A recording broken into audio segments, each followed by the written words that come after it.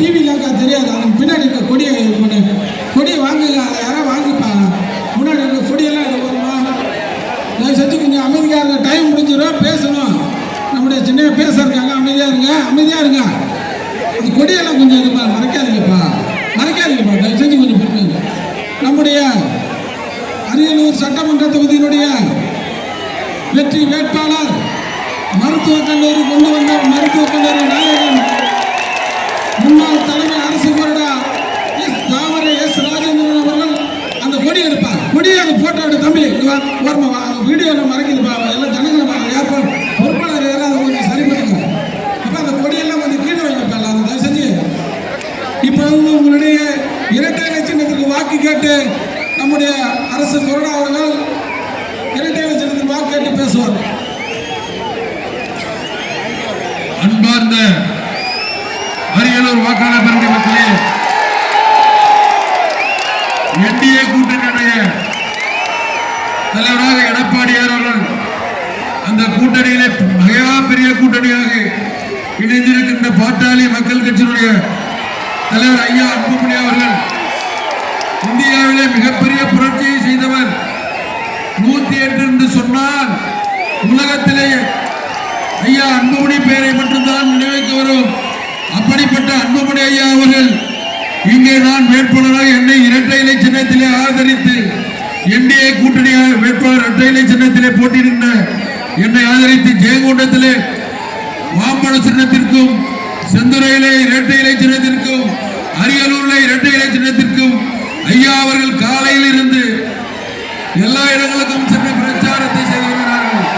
ஐயா அவர்களே, உங்களுடைய வருகை எங்களுக்கு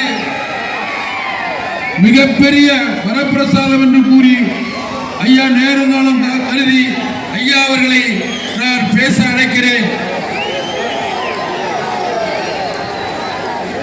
இரட்டை இலை சின்னத்திற்கு வாக்கு கேட்டு ஐயா அவர்களுக்கு உங்களிடத்திலே சிறப்பான எனக்கு ஆதரவு இந்த என்டிஏ கூட்டணிக்கும் இரட்டை இலை சின்னத்தில் போட்டியிடுகின்ற என்னை வெற்றி பெற செய்வதற்கு ஐயா அவர்கள் உங்களிடத்திலே இரட்டை இலைக்கு வாக்கு சேகரிப்பார்கள்.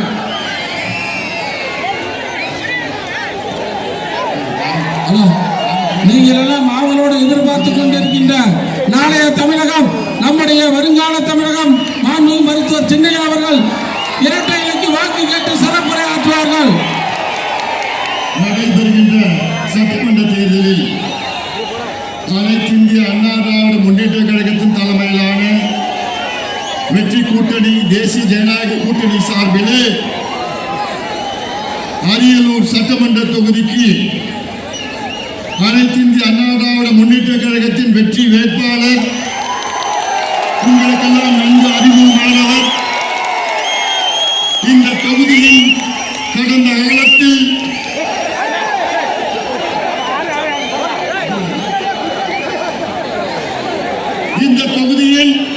கடந்த காலத்தில் அனைத்து நலத்திட்டங்களை கொண்டு வந்து இந்த தொகுதியிலே மருத்துவக் கல்லூரி கொண்டு வந்து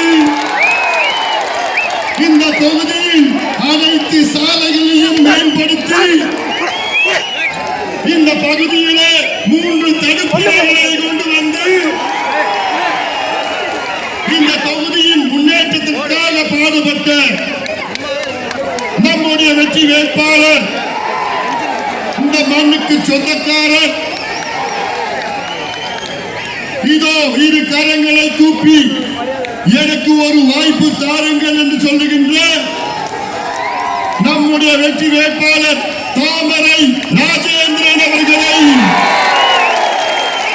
நீங்கள் எல்லோரும் ஆதரவு அளித்து இரட்டை இலை சின்னத்தில் வாக்களித்து அவரை வெற்றி பெற செய்யுமாறு உங்கள் எல்லாரும் பணியோடு பாசத்தோடு கேட்டுக்கொள்கின்றோம்.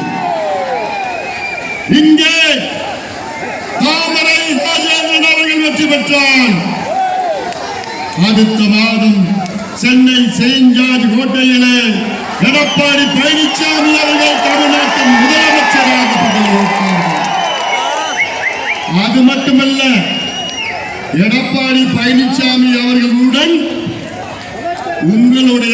முதலமைச்சராக நம்முடைய வேட்பாளர் தாமரை ராஜேந்திரன் அவர்கள் பதவியேற்பார்கள். எடப்பாடியை தப்பா எடுத்துக்க மாட்டார். நான் சொல்றேன். அதனால்தான் நான் கேட்கின்றேன், இந்த தொகுதி அமைச்சர் தொகுதியாக வர இருக்கிறது.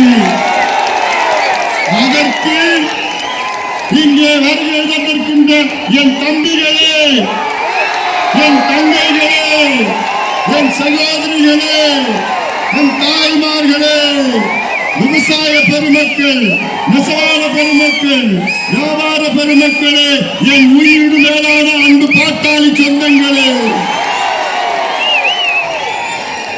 தமிழ்நாட்டிலே ஒரு ஆட்சி மாற்றம் வர வேண்டும். தமிழக மக்களுக்கு விடுதலை கிடைக்க வேண்டும்.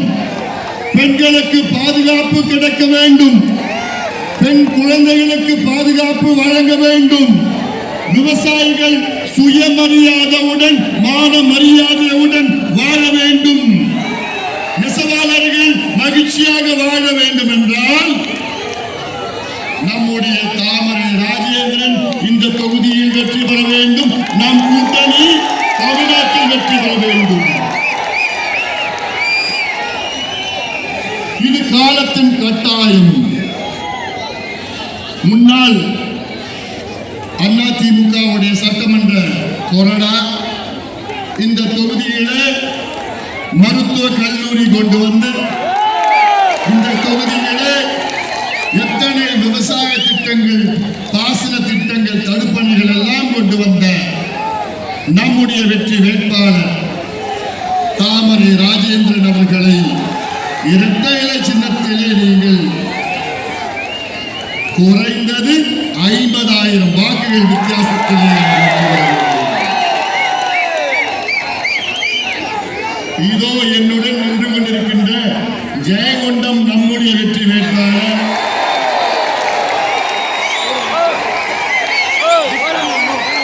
வைத்தியலிங்கம் அவர்கள், அதே போன்று குன்னம் தொகுதியிலே சரண்யா அன்பழகன் அவர்கள் அந்த தொகுதியிலே இரட்டை இலை சின்னம். இவர்கள் அனைவரும் வெற்றி பெற்றாக வேண்டும். இது என்னுடைய அன்பான ஒரு வேண்டுகோள், அன்பான அன்புமணியுடைய அன்பான கட்டளை. என் தம்பிகளுக்கு,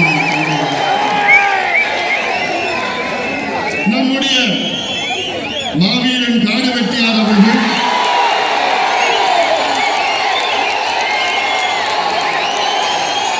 அவர் வாழ்ந்த மண் இந்த மண். இந்த மண்ணிலே சோழர் அரியலூர் பாச திட்டம் வர வேண்டும் என்று நம்முடைய நீண்ட நாள் கனவு ஆசை.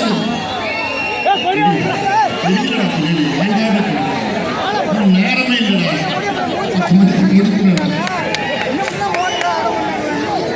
அரியலூர் சோழர் பாச திட்டம் என்றால் 1000 ஆண்டுகளுக்கு ஆண்ட நம் முன்னோர்கள் சோழர்கள், அவர்கள் ஆண்ட காலத்தில் இந்த மண் மிக செழுமையான மண்ணாக இருந்தது. முப்போகம் விளைந்தது. மக்கள் எல்லாம் மகிழ்ச்சியாக இருந்தார்கள். அதன் பின் வந்தவர்கள் எல்லாம் 1000 ஆண்டுகளாக இந்த தொகுதியில், இந்த பகுதி, இந்த மண்ணில் இருக்கின்ற செழுமை எல்லாம் மறைந்து இன்று ஒரு பாலைவனமாக இருக்கின்ற இந்த மாவட்டம், இந்த பகுதி, இதையெல்லாம் நிச்சயமாக எடப்பாடி பழனிசாமி அவர்கள் முதலமைச்சராக வந்த பிறகு உங்களுக்காக இந்த அன்புமணி ராமதாஸ் அரியலூர் சோழர் பாச திட்டத்தை கொண்டு வருவார். இது என்னுடைய உறுதியும், இது என்னுடைய உறுதியும் கூட. அந்த காலத்தில் அருகில் உள்ள கொள்ளிடமாற்றில் இருந்து தண்ணீரை கொண்டு சென்று இந்த பகுதியெல்லாம் செழுமையாக்கிய சோழர்கள் மீண்டும் அது வர வேண்டும் என்றால் இந்த தொகுதியிலே தாமரை ராஜேந்திரன் அவர்களும், ஜெயங்கொண்டத்திலே நம்முடைய வைத்தியலிங்கம் அவர்களும், குன்னம் தொகுதியிலே சரண்யா அன்பழகன் அவர்களும்,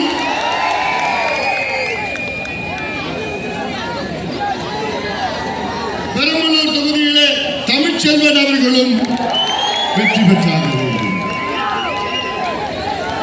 சோழர்கள் இந்த மாவட்டத்தில் எத்தனையோ ஏரிகளை, தமிழ்நாட்டிலே மிகப்பெரிய ஏரிகளை வெற்றினார்கள்.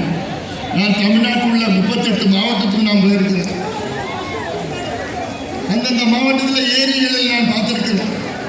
ஆனால் ஒரே மாவட்டத்தில் இவ்வளோ பெரிய ஏரிகளை நான் எந்த மாவட்டத்திலும் நான் பார்க்கல. கரிவெட்டி ஏரி 1200 ஏக்கர், சுத்தமல்லி ஏரி 950 ஏக்கர், சேரன்மாதேவி ஏரி 1300 ஏக்கர், சோழகங்கம் ஏரி, பொன்னேரி, அது ஒரு காலத்தில் 27 கிலோமீட்டர் நீட்டு, 5 கிலோமீட்டர் அகலம். பொன்னியின் செல்வம் அந்த சினிமாவே எடுத்தாங்க. ஆனால் இன்று எல்லாம் தோர்ந்து விட்டது. மீண்டும் அந்த ஏரிகள் எல்லாம் நாம் தண்ணீர் கொண்டு செல்வோம். அரியலூர் மாவட்டம் வடக்கிலே மணிமுத்தார் வெள்ளம், தெற்கே கொள்ளிடம், 2 ஆறுகளுக்கு நடுவில் இருக்கின்ற இந்த மாவட்டத்தை மீண்டும் செழுமையாக்குவோம், பசுமையாக்குவோம்.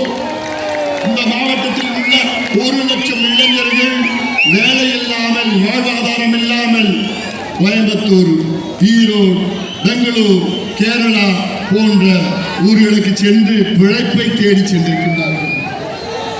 அத்துணை இளைஞர்களும் இங்கே அவர்களுக்கு 2 ஏக்கர், 3 ஏக்கர், 4 ஏக்கர், 5 ஏக்கர் நிலத்தை வைத்திருக்கின்ற நில முதலாளிகள் அவர்கள்.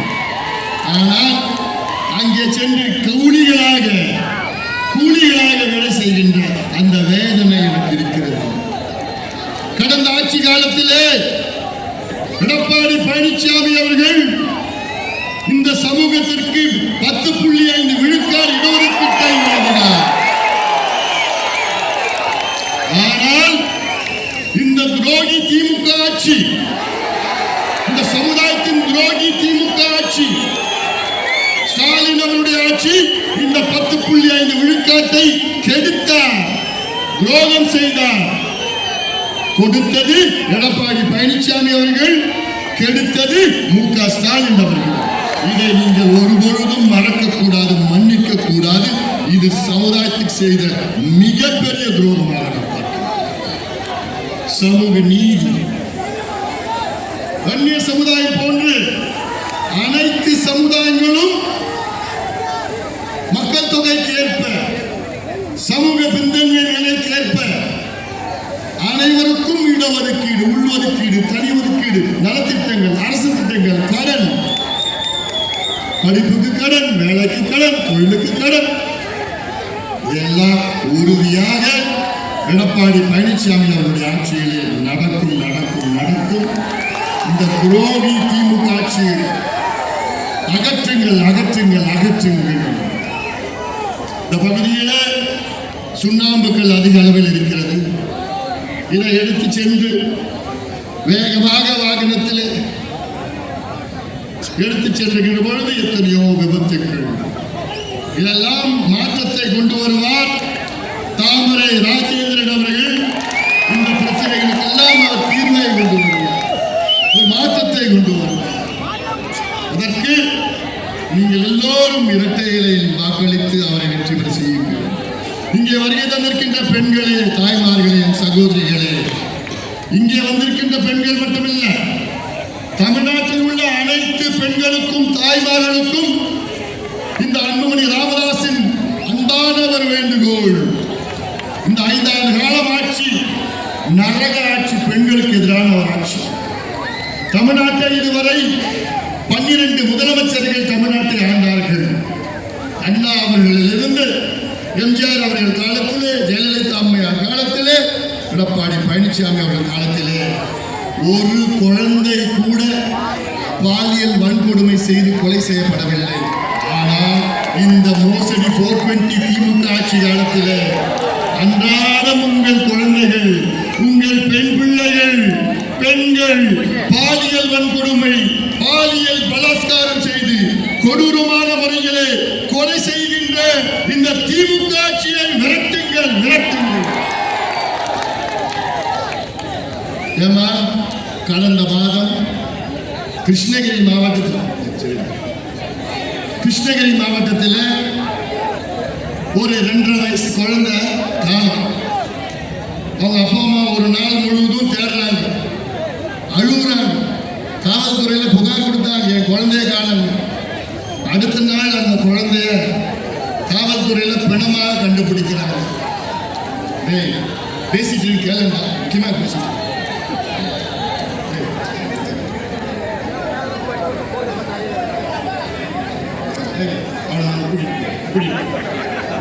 சொல்றது பேசிட்டு இருக்கேன். எவ்வளவு உணர்வுபூர்வம் பேசிட்டு இருக்கேன். எவ்வளவு முக்கியமான பிரச்சனை இது.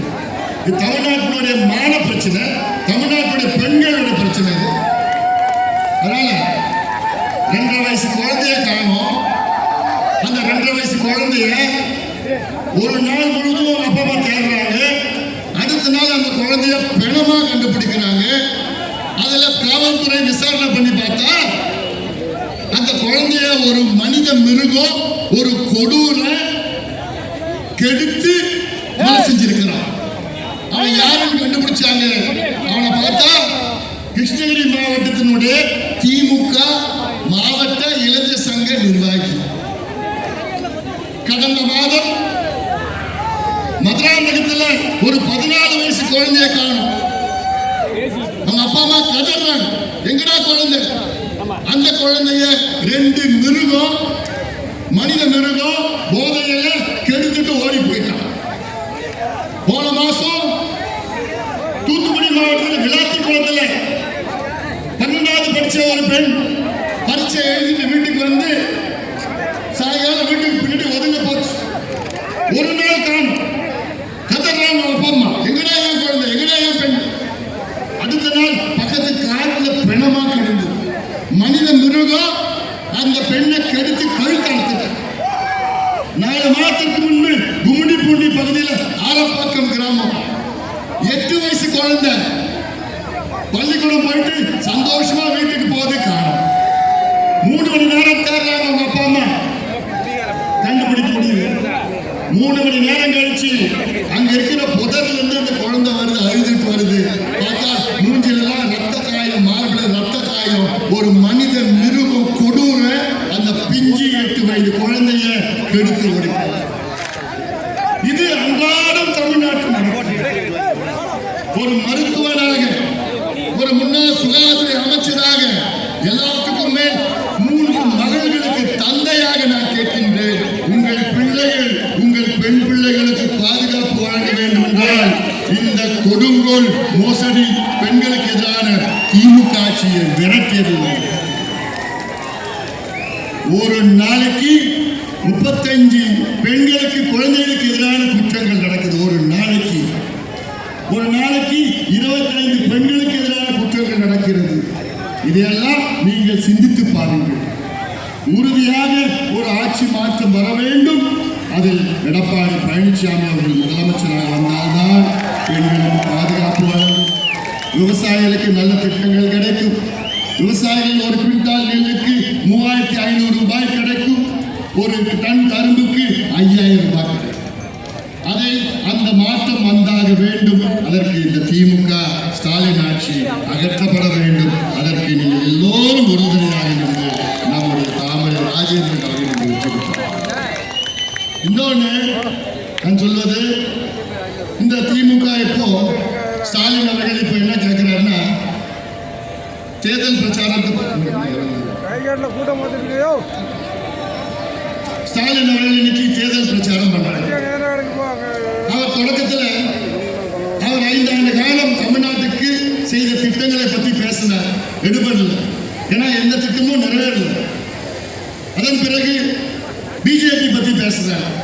பிஜேபி வந்துடும், பிஜேபி வந்துடும், பிஜேபி பூச்சாண்டின்னு காமிச்சிட்டு இருக்காரு. பிறகு நான் சொன்னேன், ஸ்டாலின் அவர்களே, இது சட்டமன்ற தேர்தல், நாடாளுமன்ற தேர்தல் முடிஞ்சு 2 வருஷம் ஆயிடுச்சு.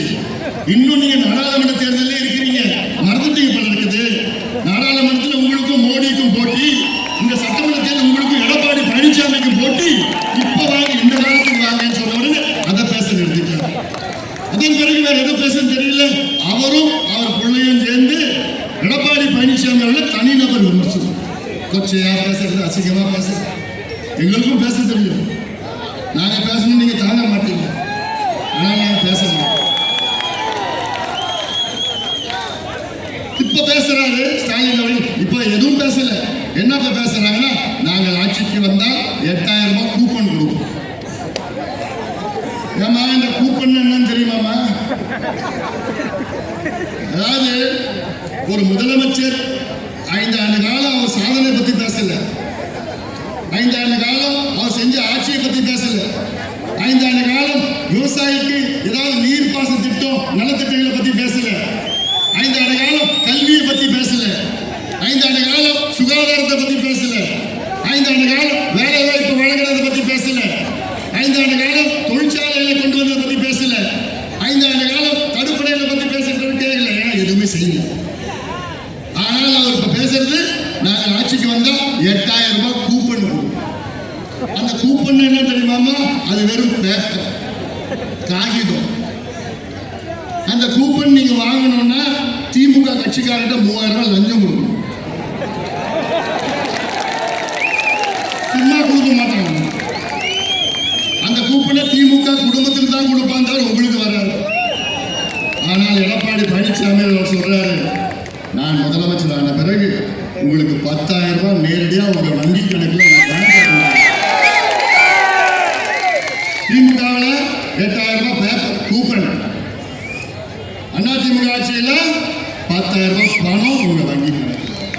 இதை நான் சொல்றேன் சொல்லி ஏன்னா சின்ன சின்ன பெண்கள்லாம் ஏமாந்துட்டு போயிட்டோம். ஐயோ 8000 ரூபாய் கூப்பன், 8000 ரூபாய் கூப்பன்.